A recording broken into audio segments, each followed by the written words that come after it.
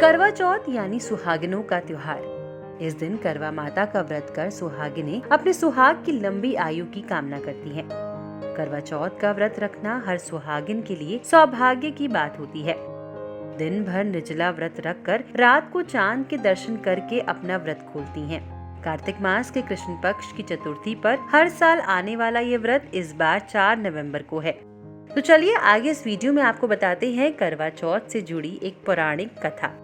बहुत समय पहले एक साहूकार के 7 बेटे थे और उनकी एक बहन थी। सभी भाई अपनी बहन से बहुत प्यार करते थे। वो खाना भी तब खाते थे जब उनकी बहन कुछ खा लेती थी। एक बार उनकी बहन ससुराल से मायके आई हुई थी। कार्तिक मास के कृष्ण पक्ष की चतुर्थी तिथि को सेठानी सहित उनकी 7 बहुओं और उसकी बेटी ने भी करवा चौथ का व्रत रखा। रात के समय जब साहूकार के सभी बेटे भोजन करने बैठे तो उन्होंने अपनी बहन से भी भोजन करने को कहा। इस पर बहन ने कहा, भाई अभी चांद नहीं निकला है, चांद के निकलने पर उसे अर्घ देकर ही मैं आज भोजन करूंगी। साहूकार के बेटे अपनी बहन से बहुत प्यार करते थे। अपनी बहन को भूखा देखकर उन्हें बहुत दुख हुआ।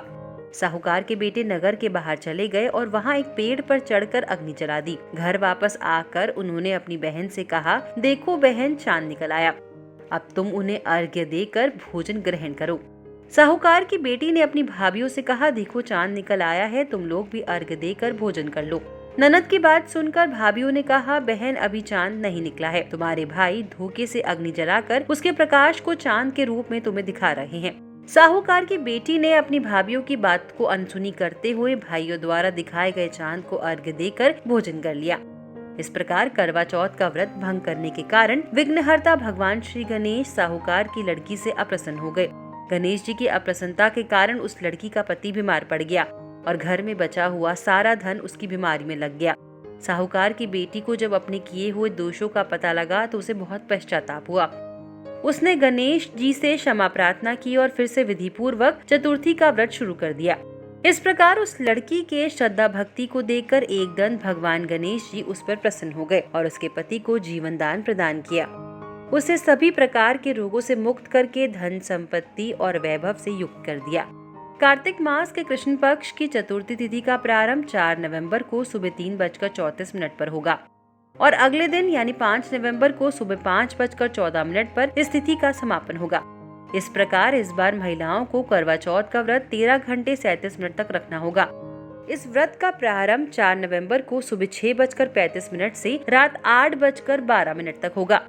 करवा चौथ के पूजन का शुभ मुहूर्त 4 नवंबर को शाम 5:34 से लेकर 6:52 तक रहेगा। इसी दौरान आपको करवा चौथ की पूजा को विधि विधान से करना चाहिए। वही 4 नवंबर को चंद्रोदय का समय शाम 8:12 पर है। इस वीडियो में फिलहाल इतना ही। आपके कोई भी सुझाव या प्रश्न हो हमें कमेंट सेक्शन में जरूर बताइएगा। साथ ही धर्म से जुड़ी और ऐसी वीडियोस देखने के लिए लोकमत हिंदी के यूट्यूब चैनल को सब्सक्राइब करें। अगर आप ये वीडियो फेसबुक में देख रहे हैं तो हमारे फेसबुक पेज को फॉलो करें।